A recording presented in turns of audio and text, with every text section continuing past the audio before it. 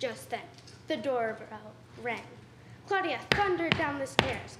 Yelling, "I'll get it!" she flung open the front door and howled Marianne up to her room. "I like clubs," she exclaimed. "Tell's your idea." "Well, it all started last night. I began how I told them how my mom had to call nearly everyone at Stony Brook looking for a babysitter, and how long it had taken, and how bad David and Michaela felt. So I sort of thought we could sort of join together. We all babysit anyway. We could advertise ourselves and get more customers. We should meet a few times each week and tell our customers what those times are. Then they can make one call and reach a whole bunch of us at once. And if, like Miss Pike wants 2 sitters, she'll only have to make 1 call." I explained everything else I had thought up and wound up with. Okay, here are the 2 things to think about. 1, where we should host our meetings, and 2, who else can join our club. Thank you.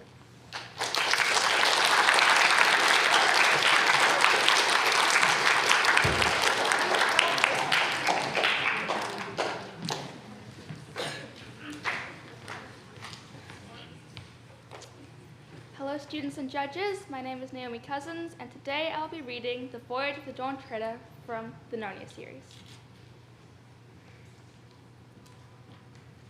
The picture in the bedroom. There was a boy called Eustace Clarence Scrubb, and he almost deserved it. His parents called him Eustace Clarence, and teachers called him Scrubb. I can't tell you how his friends spoke to him, for he had none. He didn't call his father and mother, but Harold and Alberta. Eustace Clarence liked animals, especially beetles, if they were dead and pinned on a card. He liked books, if they were books of information and had pictures of grain elevators in them. Eustace Clarence disliked his cousins, the 4 Pevensies, Peter, Susan, Edmund, and Lucy. Edmund and Lucy did not at all want to come and stay with Uncle Harold and Aunt Alberta, but it couldn't really be helped. The story begins on an afternoon when Edmund and Lucy were stealing a few precious minutes alone together. And of course, they were talking about Narnia, which is the name of their own private and secret country. Most of us, I suppose, have a private and secret country, but for most of us, it is only an imaginary country. Edmund and Lucy were luckier than most people in that respect. Their secret country was real. They were in Lucy's room, sitting on the edge of her bed and looking at a picture on the opposite wall. It was a picture of a ship sailing straight towards you. Her prow was gilded and shaped like the head of a dragon, with wide open mouth. She had only 1 mast and 1 large square sail, which was a rich purple. "The question is," said Edmund, "whether it doesn't make things worse, looking at a Narnian ship when we can't get there." "Even looking is better than nothing," said Lucy. "And she is such a very Narnian ship." "Still playing your old game?" said Eustace Clarence, who had been listening outside the door and now came grinning into the room. "You're not wanted here," said Edmund curtly. "I'm trying to think of a limerick," said Eustace Clarence. "Something like this. Some kids who play games about Narnia got gradually balmier and balmier." "Well, Narnia and balmier don't rhyme," said Lucy. "It's an assonance," said Eustace. "Don't ask him what it is," said Edmund. "He's only longing to be asked. Say nothing, and perhaps he'll go away." "Do you like that picture?" said Eustace. "For heaven's sake, don't get him started on art and all that," said Edmund. But Lucy, who was very truthful, had already said, "Yes, I do. I like it very much." "I think it's a rotten picture," said Eustace. You won't see it if you step outside, said Edmund. Why do you like it? Said Eustace Lucy. Well, for one thing, said Lucy, I like it because the ship looks as if it is really moving, and the water looks as if it is really wet, and the waves look as if they are really going up and down. Oh, said Eustace, that's your expert artist's opinion. The waves look as if they're going up and down. But they do look like they're going up and down, Lucy persisted. And then all three children were staring with open mouths. What they were seeing may be hard to believe when you read it, but it was almost as hard to believe when you saw it happening. The things in the picture were moving. Down went the prow of the ship into the wave, and up went a great shock of spray. At the same moment, an exercise book, which had been lying beside Edmund on the bed, flapped, rose, and sailed through the air to the wall behind him, and Lucy felt all of her hair whipping around her face, as it does on a windy day. Stop it, came Eustace's voice, squeaky with fright and bad temper. It's some silly trick you two are playing. Stop it, I'll tell Alberta. There was a great, cold, salt splash that had broken right out of the frame, and they were breathless from the smack of it. I'll smash the rotten thing, cried Eustace. And then several things happened at the same time. Eustace rushed towards the picture. He jumped to try and pull it off the wall. He found himself standing on the frame. In front of him was not glass, but real sea and wind and waves, rushing up to the rushing up to the frame as they might to a rock. There was a second of struggling and shouting, and just as they thought they had gotten their balance, a great blue roller surged up around them, swept them off their feet, and drew them down into the sea.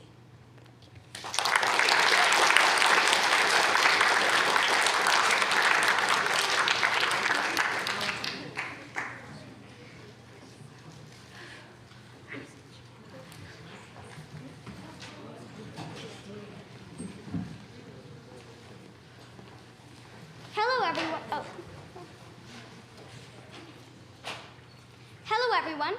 I'm Iris O'Neill, and today I'm going to be reading Fever, 1793, by Laurie Halse Anderson.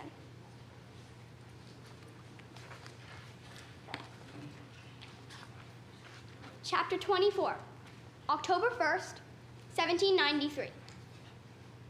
The sights and smells of Eliza's patients were no worse than Bush Hill, but I was not prepared for the heartache. Walking into the homes of strangers, sitting on their furniture, and drying the tears of their children was harder than cleaning up the sick. A dying woman in a cot, surrounded by strangers, was sorrowful, but a dying woman, surrounded by her children, her handiwork, the home where she worked so hard, left me in tears. We left the house at first light, and sometimes did not return until dark. Joseph kept the children busy in his shop and had supper ready for us when we stumbled home. After a few days of coolness, the sun blazed with heat again, and the air was thick with moisture and infection. The calendar said October, but it felt like July. Rumors washed over the city. The fever had ended. The fever started again. A shipload of sick people was coming upriver. A cure had been found. No cure was available. An earthquake in the countryside left people saying the end of the world was at hand. The whales had been poisoned. The British were coming. I would despaired of the hopelessness and confusion. Eliza dismissed the wild tales with a shake of her head. They may be true, she said, but we have work to do. Come now, Maddie. One boarding house facing the Delaware River had a sick sailor in nearly every room. We went from patient to patient, checking their condition and feeding weak broth to those who had the strength to swallow. The sailors babbled in their own languages, afraid to die on the wrong side of the ocean, and rolled far away from the people who knew their names. The vinegar-soaked cloth tied around my nose could not shield me from the stench of dying man who baked in the old house. On our way out, Eliza accepted a basket of dry bread, from the woman who ran the boarding house. That's nearly the last of our flour, the woman said. It'll be sawdust after this, just like the war. Sawdust? I asked. You can make bread? It will have some flour in it, Eliza said, as she thanked the woman. But the sawdust will stretch the wheat and make it go further. When your stomach hurts enough, your tongue won't mind the taste. At Barrett's apothecary, Eliza purchased jalap and bohea tea. I walked around the shop, while Eliza argued with the owner about his prices. Grandfather used to bring me to the Barretts to buy soft-shelled almonds and figs from the big barrel. This was the kind of shop I'd always dreamed of. Back then, the shelves had been crowded with colored glass jars, wooden boxes, casks, and bags, all labeled with the spidery handwriting of Mr. Barrett. Now, they were covered with dust and the shells of dead insects. Eliza finished her purchases, grabbed my hand, and slammed the door behind us. He's a scurrilous dog, that man, she muttered. Why do you say that? He seemed friendly enough, and he had the medicine you needed. The price of jalap and tea has climbed to the clouds since the fever struck. If he really cared, he would charge a decent price instead of robbing the sick. Pharmacists and coffin makers, the only people who profit from this plague. Thank you.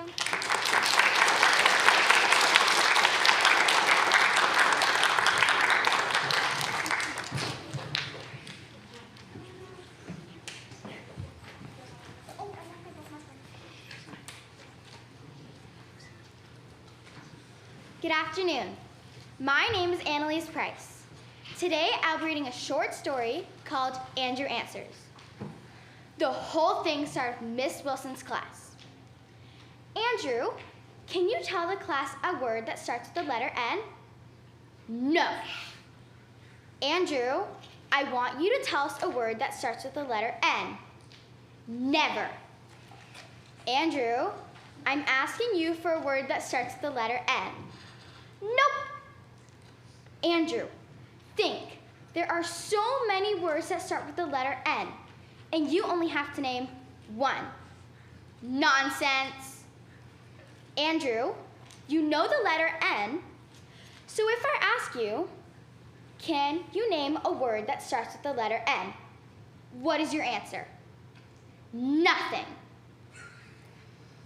Andrew, if you don't name a word that starts with the letter N, I am going to have to send you to the principal's office. What do you say about that, young man? Nasty. So Miss Wilson sent Andrew to see Miss Fox, the principal. Miss Fox was kind, and she tried to give Andrew another chance. Andrew, maybe you don't like the letter N, so let's try a different one. She smiled. Can you tell me a word that starts with the letter W? Why? Andrew, take a deep breath. Whew. And tell me a word that begins with W. When? Right now, young man, a word that begins with W. What? Now, as you already know, Miss Fox was kind, and she hardly ever got mad. Except for that one time when Shelby Jordan painted all the erasers black instead of cleaning them. But anyways, Miss Fox tried again. Okay, Andrew, let's try another one. Can you tell me a word that starts with the letter L? Later. Andrew, try again. Lunchtime? Andrew, tell me a word or I will have to call your parents. I want an L word now. Loser. That did it. Before long, Andrew's mom and dad were in the principal's office. It didn't go much better. Impossible. T, tomorrow, R, ridiculous. C, can't. S, sorry. Y, yuck. Before long, Andrew was sent to the school board. Andrew, may we have a word that starts with the letter A? Absurd. Thank you.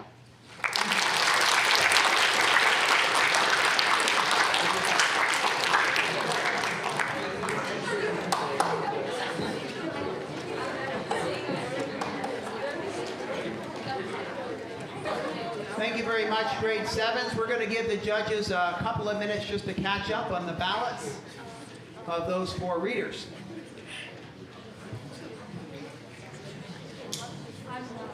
Now, in the senior division coming up, we're going to have Evan Bosella, Isadora Drynan, Matthew Hanna, and Isabella Massis, in that order. We'll be working similarly to how we did with the grade 7. So when one person sits down, then another person comes up to the front. Again, we're going to give about 2 minutes for the judges to fill it out, and I urge the judges, because we have pickup later, to just try to think during these middle stages about your choices. Okay,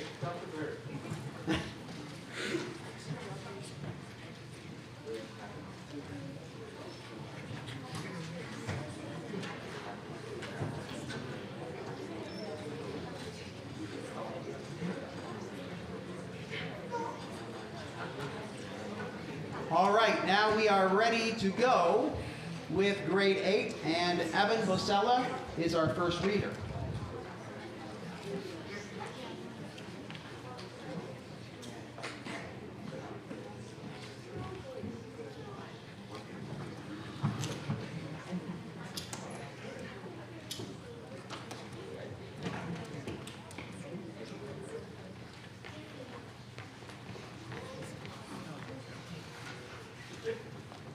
Good afternoon, everyone. I'm Evan Bosella, and I'm going to be reading The Hatchet by Gary Paulson.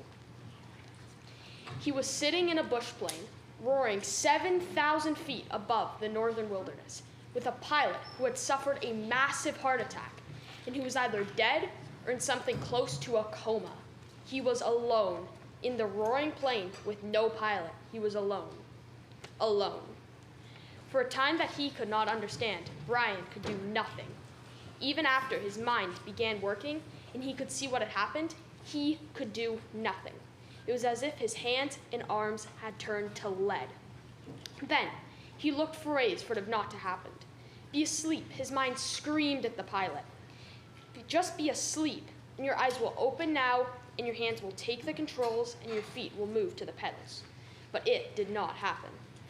The pilot did not move, except that his head rolled on a neck, impossibly loose, as the plane hit a small bit of turbulence.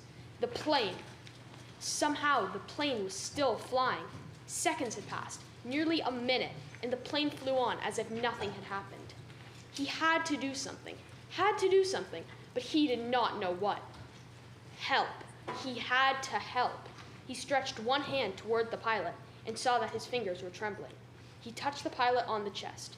He did not know what to do. He knew there were procedures that you could do, mouth to mouth, on victims of heart attacks and push their chests, CPR, but he did not know how to do it, and in any case could not do it with the pilot, who was still up in the seat and strapped in with his seatbelt. So he touched the pilot with the tips of his fingers, touched him on the chest, and could feel nothing, no heartbeat, no rise and fall of breathing, which meant that the pilot was almost certainly dead. "Please," Brian said, but he did not know what or who to ask. "Please." The plane lurched again, hit more turbulence, and Brian felt the nose drop. It did not dive, but the nose went down slightly, and the down angle increased the speed. And he knew that at this angle, this slight angle down, he would ultimately fall into the trees. He could see them ahead on the horizon, where before he could see only sky.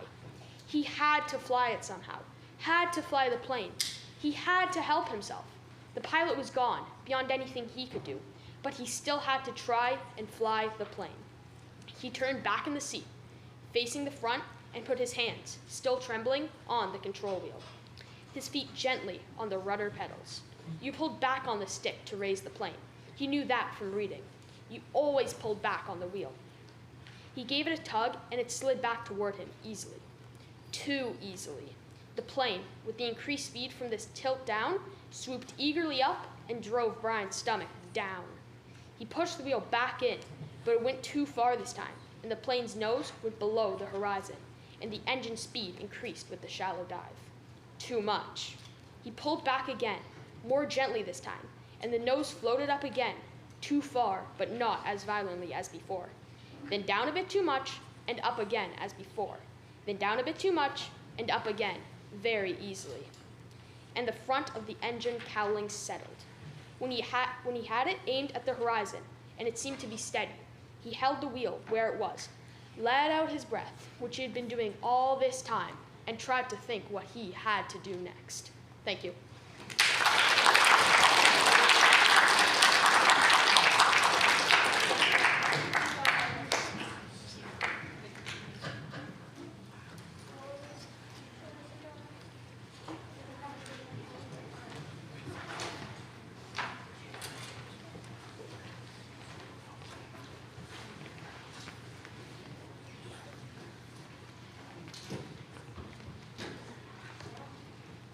Good afternoon. I'm going to be reading The School for Good and Evil by Somen Chinani. In this passage, the main character is running away from animals because they want her to turn them back to human. Run. For the first time, someone at the school gave Agatha advice she could use.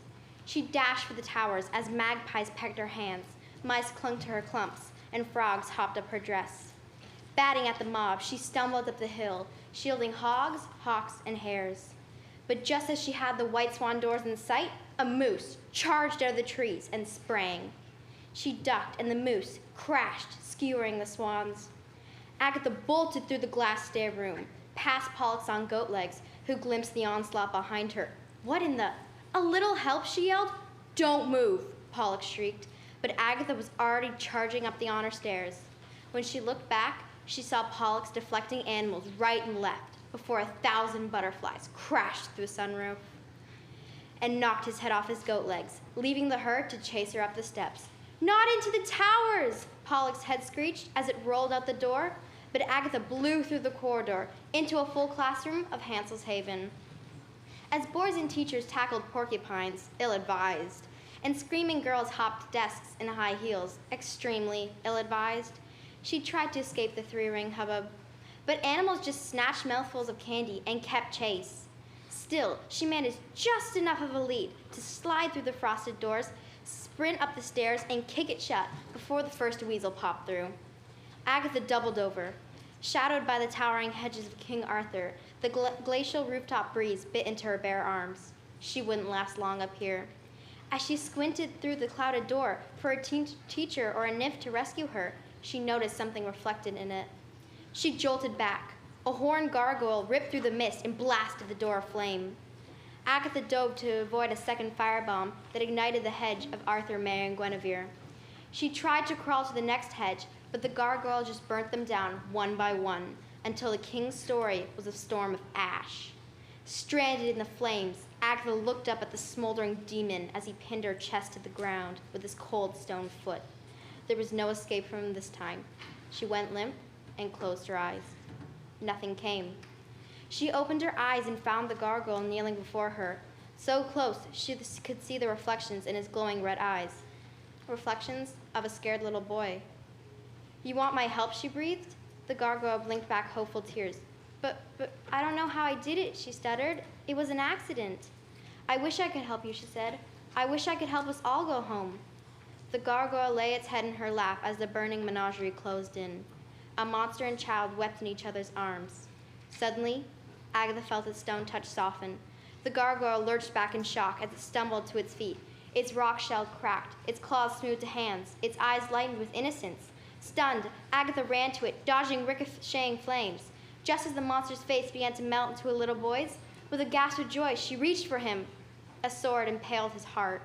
The gargoyle instantly reverted to stone and let out a betrayed cry.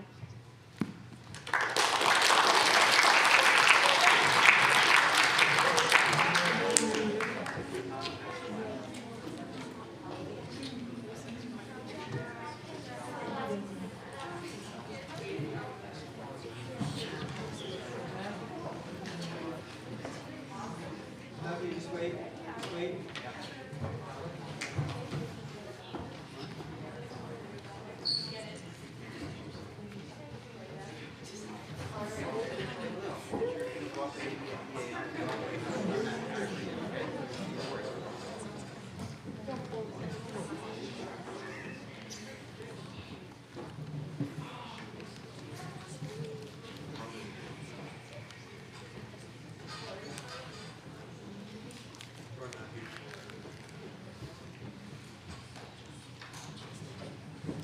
My name is Matthew Hanna, and today I'll be reading Harry Potter and the Philosopher's Stone by J.K. Rowling.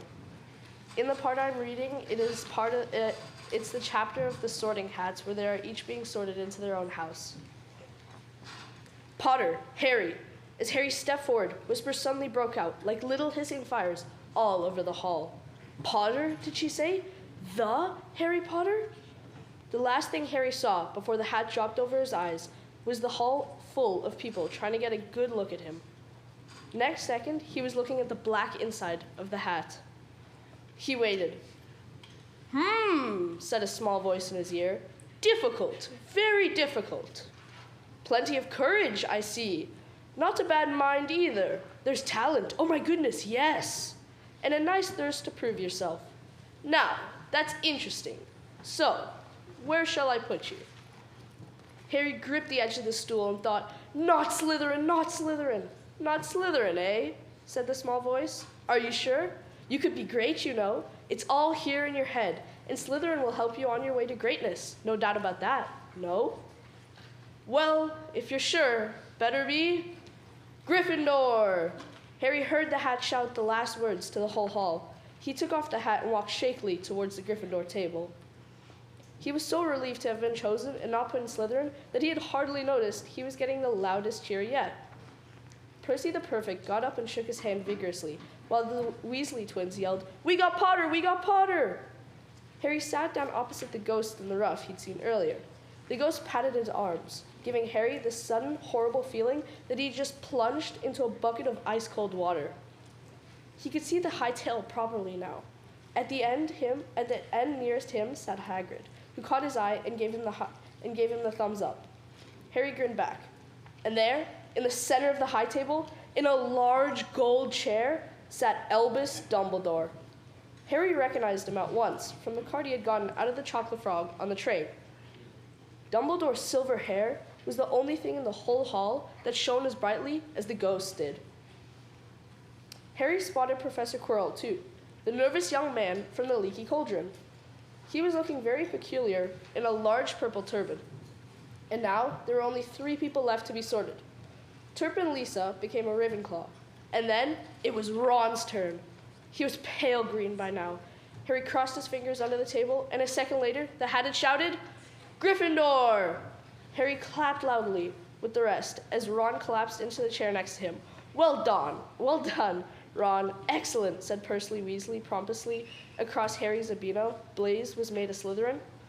Professor McGonagall rolled up her scroll and took the sorting hat away. Harry looked down at his empty gold plate. He had only just realized how hungry he was. The pumpkin pasties seemed ages ago. Albus Dumbledore had gone to his feet. He was beaming at the students, arms open wide, as if nothing could have pleased him more to see them all there. "Welcome," he said. "Welcome to a new year at Hogwarts. Before we begin our banquet, I would like to say a few words, and here they are. Nitwit, Blubber, Oddment, Tweak. Thank you." He sat back down. Everyone clapped and cheered. Harry didn't know whether to laugh or not. "Is he a bit mad?" he asked Percy uncertainly. "Mad?" said Percy airily. "He's a genius, best wizard in the world. But, yeah, he's a bit mad." "Potatoes, Harry?" Harry's mouth fell open. The dishes in front of him were now piled with food. He had never seen so many things he would like to eat on one table. Roast beef, roast chicken, pork chops and lamb chops, sausages, bacon and steak, boiled potatoes. Thank you.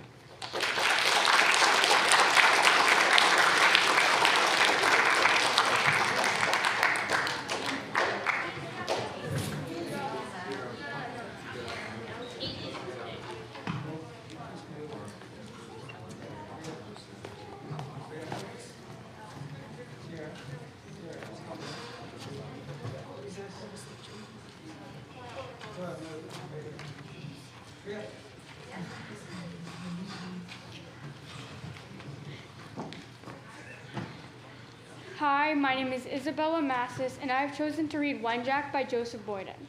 I chose this book because it helps give a better understanding of what happened to Indigenous children in residential schools. Gimi Kwenda Ina. Do you remember? I remember, me. My friends, the 2 brothers called the pale teacher Fish Belly, or sometimes Sucker Belly. They don't say it to his face because he's strong and smells like what the color yellow or maybe brown smells like. And he has a room in the basement that scares the life from us. He calls me the slow one. Even though they took me away from my home 2 years ago, I'm still in the first class. Fishbelly says I get to go to a new class soon. I'm learning my English, but I won't lose my tongue. I pretend to be the slow one so that I don't forget my words. When the Fishbellies with shining shoes and guns tied to the waist came to take me, Nindidi said not to speak my words out loud, but only to whisper them when they couldn't hear. Dad, Nindidi. Mama, Nimama. My sisters, Nimasaya. My dogs, Animosha. I will see you again? Yes. Indian and Ashabi. If the Fishbellies hear me speak my words, they beat me with a stick and make me eat soap. Tonight is the night they line us up and then we climb into the water tub. 2 or 3 of us if we are really skinny, and we have to wash the back of the one in the front. Then we get out and Fishbelly rubs each of us with a wet towel. This means tomorrow's prayer day. I can tell which ninji, which friend, ran away from the school this week by the long red marks on his back. Ever a lot of red marks. Ever a lot of friends who ran away this week. But Fishbelly teacher has Fishbelly friends who go out and catch them. We have a secret path, but maybe it's not so secret anymore. The Fishbellies are good at catching Indian children. One day, I will run. One day, they won't hurt me anymore. Count backwards from the number 5. Nanan, Niwin, Nish, Niz, Bizi. Then do it again. Nanan, Niwin, Nish, Bizi. The slap of an Amik tail is the slap of a teacher across my face. The other children stare at me. I spoke out loud in the class in my tongue because I forgot what Nindidi warned me. Nimanam, I say, but it comes out with my tongue and not his. I meant to say, I'm sorry, I say, and he slaps me again, so I fall out of my chair. I meant to say it in English, I try to tell him, but my tongue comes out instead. He thinks I'm trying to make fun, and he grips my hair in his fist and drags me down to the stairs. He takes me to the basement that scares us all to dying. He takes the key on the metal ring on his waist, and he opens the door. He pushes me in. I wait for him to close the door. Tiny light and a skinny mattress covered in yellow stains. I shake. He walks to me, and his hand meets my face, so I taste red. He then walks away and locks the door. Nothing I can do in the cold dark but shiver. Try not to cry. Please don't cry. Please. I eventually fall asleep. The door cries and I wake. Dark, but he's a tall shadow staring down at me. He lies down beside me on the skinny mattress that smells of old pea. His skin is gazat, hot. He pushes himself against me, and he pushes me on my stomach. Hurt. He hurts. Don't hurt me. Please don't hurt. Thank you.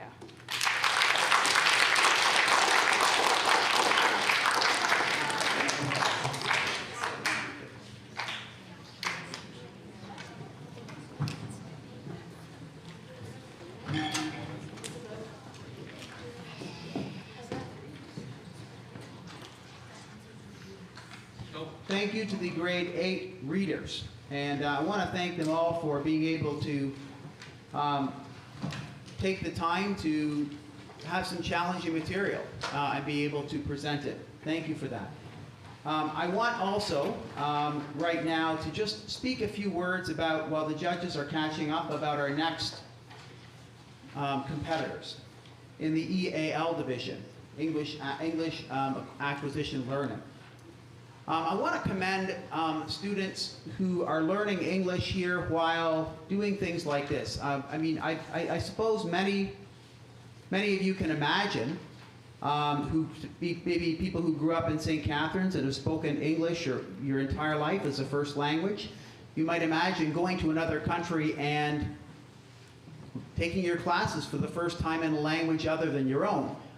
And then getting to a point where you're doing some fantastic readings, entertaining readings, and getting up in front of people and being able to take risks in that way. So I really want to commend the group that's up next. I really enjoyed their readings. We have 3 of them. We have Ethan, Minso, and Linda. And those 3 are going to be reading next. I want to give the judges about 2 or 3 more minutes to catch up, and then we will be on our way.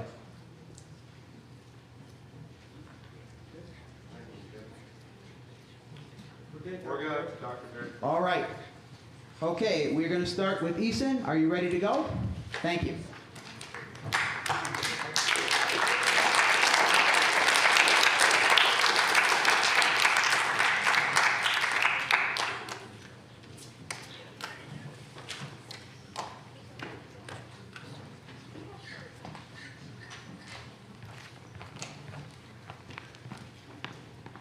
Good afternoon, everyone.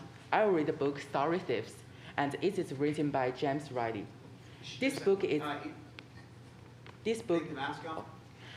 is about Owen accidentally finding out that Bethany could enter the book. He was very curious, so he persuaded Bethany to let him go into the book. Bethany brought Owen to the book and let him never miss the main character, but he didn't listen.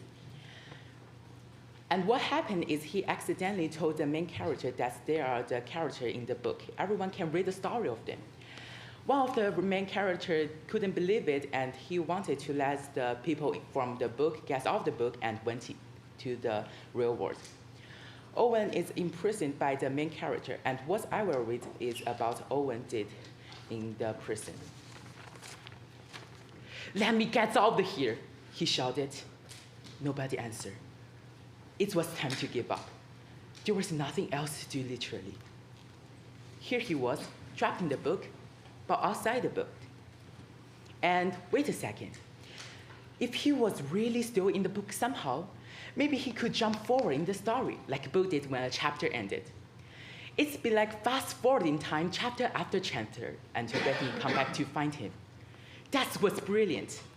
Except, how did you end the chapter? Owen thought back all the books he knew, and what he could remember about the entire chapter most seems to stop on some kind of ironic one-liner or cliffhanger. Cliffhangers would be a little tough in here with no cliffs to hang off of, but maybe he could trick the book into chaptering by saying something horrible ironic, then waiting for it to happen. Now would be a horrible time for someone to show up out of nowhere to come rescue me. He said, then pause to see if it worked. Time didn't jump forward, and no one showed up out of nowhere to rescue him. This may not have been as good an idea as he hoped. You know what'd be funny if Dr. Rarity come back and kidnap me? Who accept that? Nothing. I really hate if I fell asleep and it turned out this was all just a dream. No. This seems like the most secure prison ever. No one can break in here. Was that a sound? No, it wasn't. Owen growled in frustration, then just screaming various things. Chapter 12, chapter 32, chapter 75. The boy who was rescued from the boring prison. Nothing happened. If anyone ever read this, he said to no one, I hope they found just how dumb it was to jump into a book. Apparently just get thrown into a jail and left to rot. Don't do it. Let me be a lesson. At least my life will have meant something. He paused to see if that had done anything, but no. Seriously, can nobody hear me? He shouted.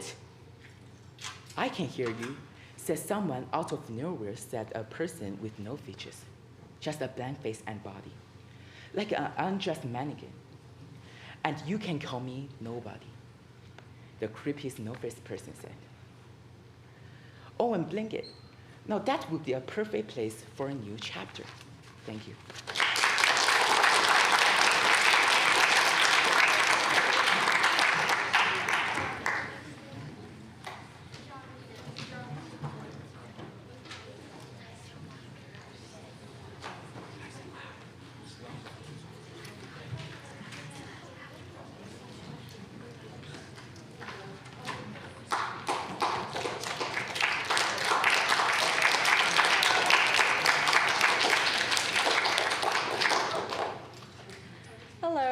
I'm Minso, and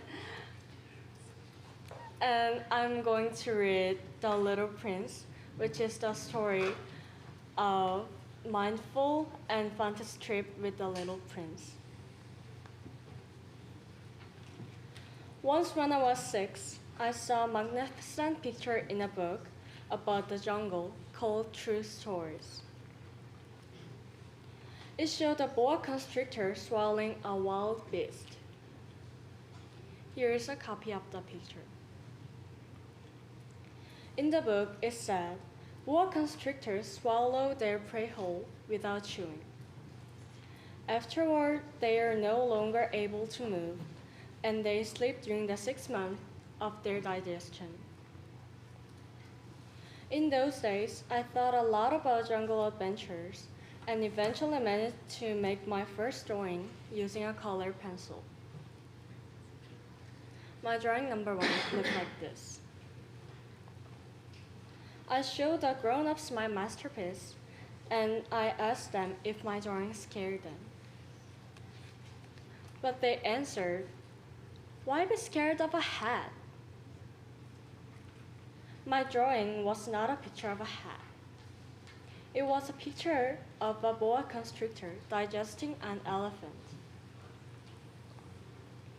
Then I drew the inside of the boa constrictor so the grown-ups could understand. They always need explanations. My drawing number 2 looked like this. The grown-ups advised me to put away my drawing of boa constrictors outside or inside and apply myself instead to geography, history, arithmetic, and grammar. That is why I abandoned, at the age of 6, a magnificent career as an artist.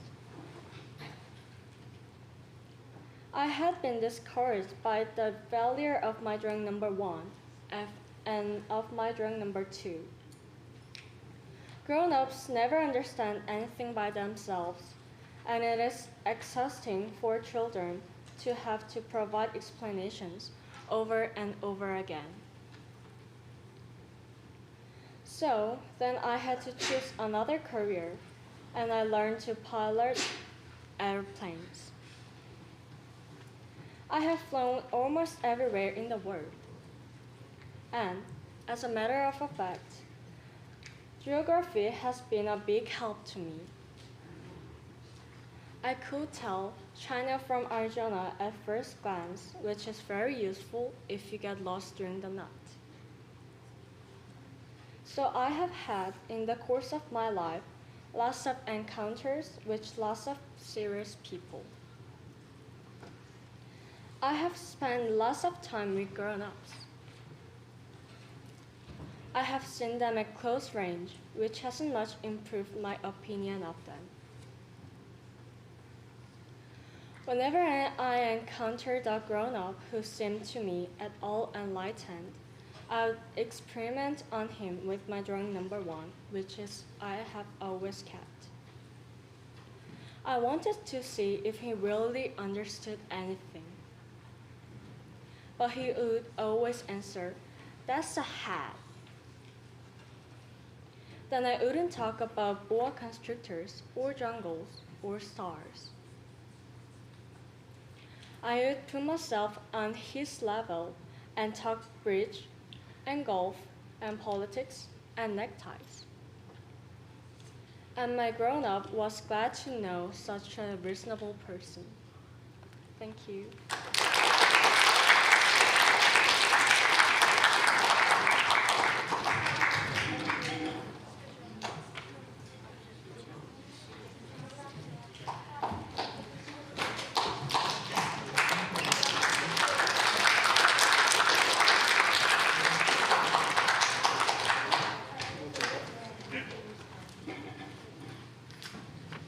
Hi, today I'm reading from The Lure of Mysteries, chapter 211, Light.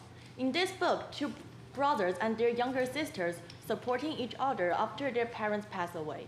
After one of the brothers, Klein, has found a stable job, They finally have their own house, and it's disgusting how to spend their Friday night. But as people always say, unfortunate is either already arrived or on its way. Klein was discussing the latest play with Benson and Melissa and was inviting them to watch it at the theater this evening. I think the newspapers has said enough about it. The Return of the Count is a play that's worth watching. It's already been performed more than 10 times in backlog, and it's sold out each time. I think that we shouldn't miss this opportunity. Klein, who had lacked source of entertainment, was unwilling to give up. Noticing that Benson was inclined towards suggestion, when Melissa was still a little hesitant, Klein smiled as he added, I heard that the most supporting cast in the Return of the Count is a genius mechanic. All right, we do have to see a play at the large theater once in our lives. Melissa nodded her head gradually, but there was now a sparkle in her eyes. Evening, at 2 Dovedale Street, Melissa sat on sofa, inspecting the 3 tickets in her hands. She was looking at the words, the printed date, and the scene numbers. Benson was sitting beside her, observing his sister with a smile. He had a relaxed posture. Suddenly, they heard a doorbell. Ding dong, ding dong. Melissa glanced at their busy maid Bella. Then she took the 3 tickets with her and stood up. Looking a little confused, she briskly ran to the door. Her black hair was shinier than it was before, her face no longer skinny. The color of her skin had a ruddy color, and her brown eyes looked brighter and energetic. Twisting the handle and opening the door, Melissa froze for a moment. She didn't recognize the visitor. It was a young man with black hair and green eyes. He looked handsome, but his face was unusually pale. Hidden in his eyes was deep sorrow. May I know who you are?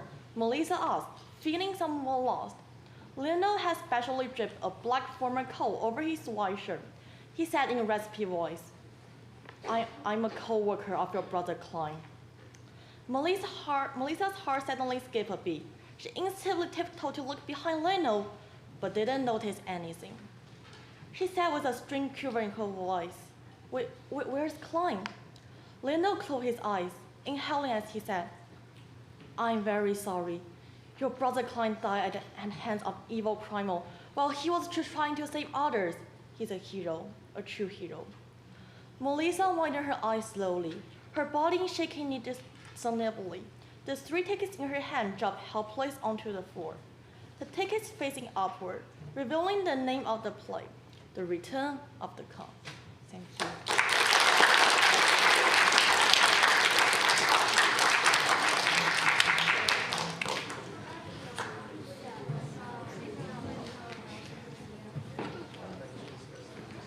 All right, thank you, everyone. We're going to let the judges take a few minutes, and you can confer out there while that's taking place. For the rest of us, we can be seated. Please don't get up and move around and leave. You can stand up and stretch, that's fine, but we want to kind of keep here for the judging when they come back. Thank you.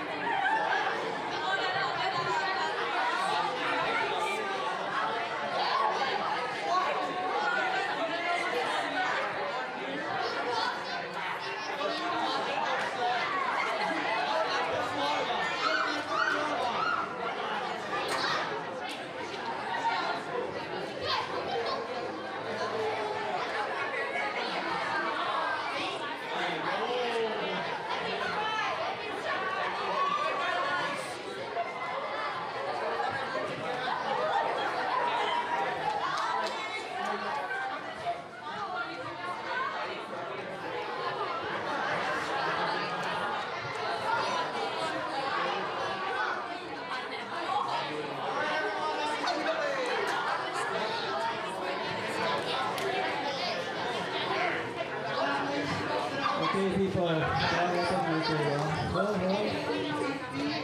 You guys hear me? Hey, Doug. Mr. Anderson, can you hear me? All right. After we're done, everybody, Mr. O'Rourke, are you going to come down? I don't think you made any announcements about tomorrow, have you? Okay, so that would be great if you could do that. Thank you, everybody, for being such a great audience, I hope. Andre, right? Thank you, sir. And here are our captivating announcements for you, coming to you right now. So, thank you, Dr. Baird, for organizing today. It was really good. So let's give him a big hand.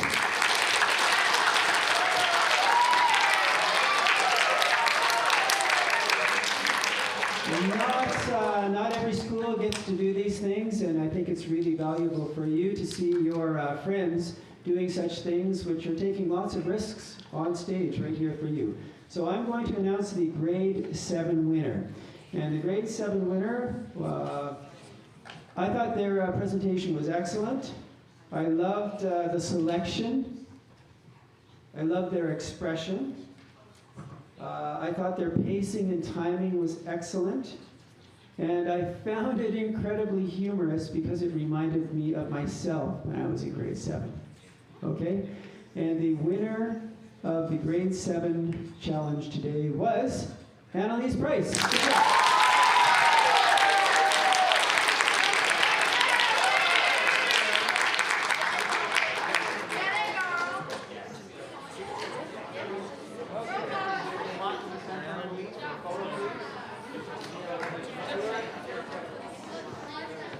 Annalise, congratulations. There you go.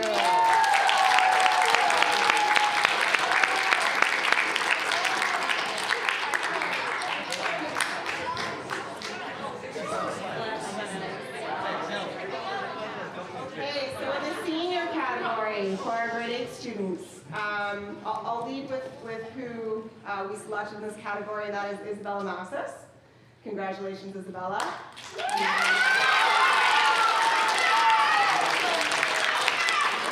we thought that not only did you have a strong delivery, but you chose a very challenging piece to read, and it was a bit of a risk. There was a lot of language in there that would have been difficult for you, I'm sure, to learn and then to read up on stage. So congratulations to you for taking on that risk.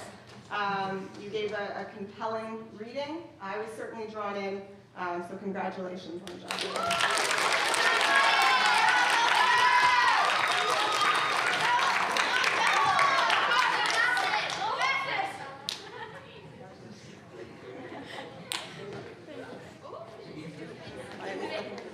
Okay, Mr.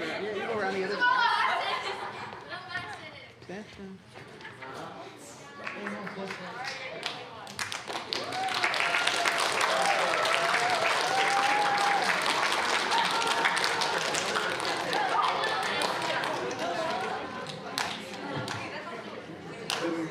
The next category is for EAL, and for many of us in the crowd, we speak English as our first language, and reading has come quite easy to us. Now, this is a really difficult idea of things. For myself, I've spent a good chunk of my life learning to speak French, and I'm still terrible at it. Ask my daughter. And so to be able to come up in a language that you've only been really learning for a few years is admirable, and it's courageous, and you should be proud of yourselves, all three of you, for doing that, and everyone else that tried to read in English for Dr. Baird as we did this. It's something you should be really proud of. The person selected for this started out and you spoke very quickly, and it was at the beginning, it might have been difficult to understand, but as you caught your nerve, you slowed down and you became very expressive and brought your attention to what you were reading. And I think that's really important to understand that too. Not only getting up here, is it nerve-wracking to public speak? I was definitely afraid of it until, I don't know, in my 20s. I'm absolutely definitely afraid of it. To do it in a different language is spectacular. So I really want to congratulate all of you, but in particular Eason for his work today.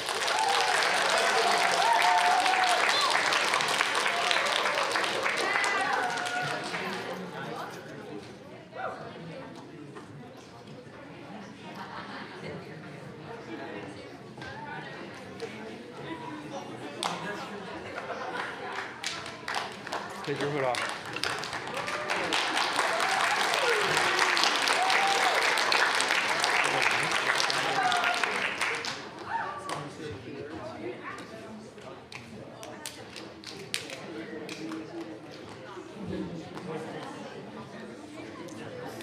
Okay, everybody. I just want to thank Doug Anderson up there in the booth one more time. Thank you, Doug.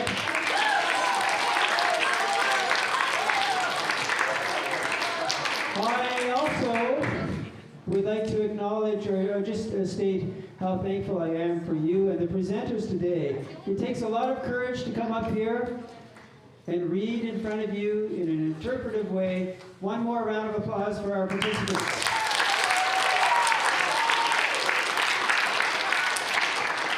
I'll turn it over to Dr. Baird, and then I'll ask Mr. O'Rourke to just come up right after. Okay, thank you. Thank you again.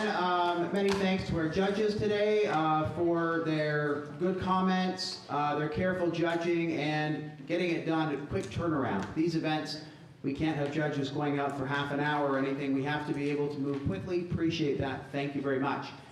Again, thank you to the readers today for sharing your selections with us and putting yourselves out there today. Greatly appreciated. One thing I will suggest, and Mr. O'Rourke's going to speak further, we've got a couple of minutes to take some instruction about tomorrow for the morning service. It's really, really most important of all. Keep in mind it's a solemn occasion, and this is an opportunity today for you to learn to listen very carefully. Tomorrow, carry the best parts of that forward, okay? Again, thank you, everyone. I will turn it over now to Mr. O'Rourke, who has a few words for us.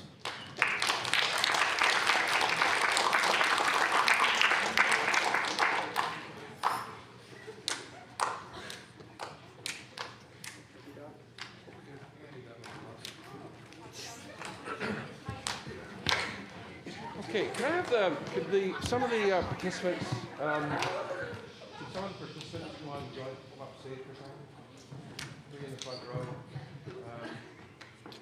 Evan, come on up, please. Ethan, come on up.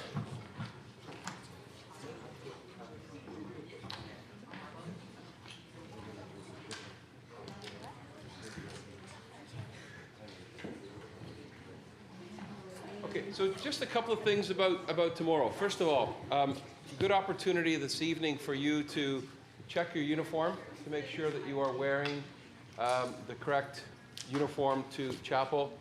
And we talked about it last Friday. There were a lot of folks in correct uniform and some not so much. So just this evening, please check your uniform that it looks as close to this as possible, okay? If you have polishable shoes, good idea to polish them, although you are allowed to wear black running shoes with your uniform. So please bear that in mind and come as you in the best self possible. Okay, so thanks very much for that. As far as the ceremony itself goes, it's one of the most solemn occasions in the school calendar. You're aware of the name of the venue, right? Where are we going tomorrow? Pardon me? No, I think I heard it first. Rumi, what did you say? I'm pretty sure I heard in this direction over here. The Memorial Chapel, right? The Memorial Chapel, that's the name of it. And in whose memory is it? It's the people that served, and especially those who died serving their country and serving the school with such distinction. So we honor their memory tomorrow. And when you arrive at the school tomorrow, at the entrance into the chapel, you will be given a poppy, so there'll be poppies available. Please wear them with pride on your lapel and on the uniform. And you will also... If they have a poppy, they can bring it too, though, right? They can, but I think we have more than enough now. Okay. Mr. Giovanni is going to be bringing more, and I've got a pile, and Mr. Smith will be on hand to distribute other poppies tomorrow. But if you do have your own poppy, that's fine. That'll save you a little bit of time. And it'll be an extended service, so the more prepared we can be, the better. But at any rate, you'll be given a name tag, a sticker, with someone else's name on it. Not your name, somebody else's name. And in fact, it's one of the names of the people whose memory that we're going to be reading out. So just want everybody to stand for a second, please.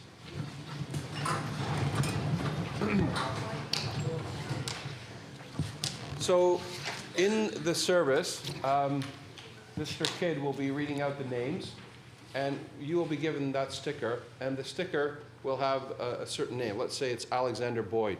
And if you, Mr. Treadway, are wearing the sticker that says Alexander Boyd, so Mr. Kidd will say a preamble, he'll set the tone for it, and then he reads the name Alexander Boyd. Just sit quietly, okay, without fanfare, without a big production. The name of Alexander Boyd has a seat. Everybody else remains standing, and then another name may come along. Okay, so Gabriel, you may get the name Herbert Dixon. So the name Herbert Dixon comes up, and you have a seat.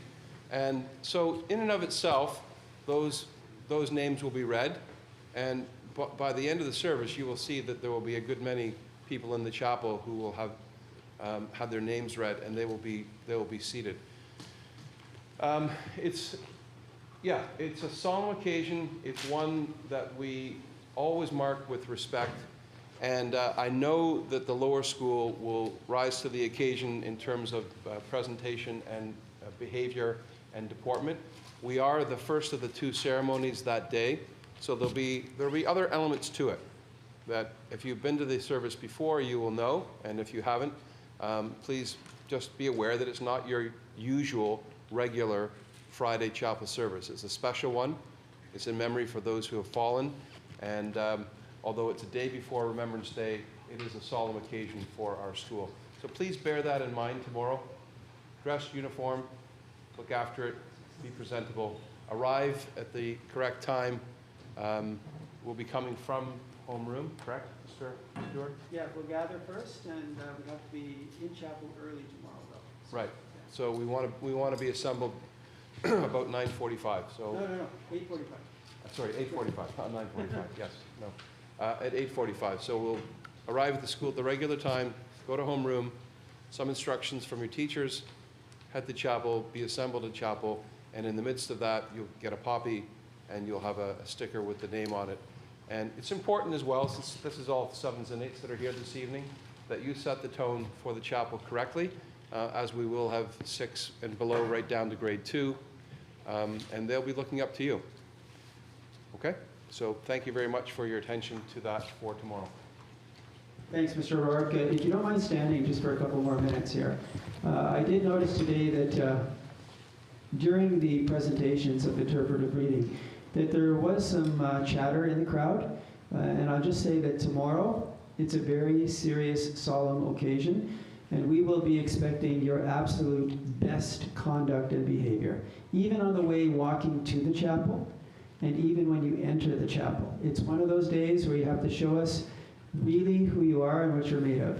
Okay, it's very important that we show a lot of respect to those who died before us on behalf of our country or their countries. So I'll leave it at that. It's a very solemn, serious occasion, and we expect the best from you. And now I'm going to turn it over to Dr. Baird. Thank you.